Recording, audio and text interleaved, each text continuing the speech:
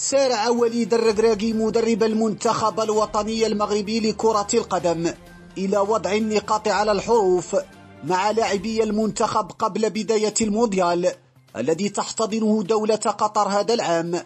وعقد الركراكي اجتماعا خاصا بكل من عبد الرزاق حمد الله ومواطنه حكيم زياش وأشرف حكيمي، وذلك من أجل مناقشة ما يتعلق بتنفيذ الركلات الحرة وركلات الجزاء باعتبارهم المختصين بها رفقة نواديهم. وشدد الناخب الوطني على اللاعبين الثلاثة بضرورة احترام قراراته بخصوص اختيار من اللاعبين سينفذ الضربات الحرة والجزاء، وهو ما استجاب له اللاعبين. ويحاول الركراكي كعادته التقرب أكثر من لاعبيه، وهو ما يؤثر إيجابا على مردودهم داخل الميدان. شكرا على حسن المتابعة.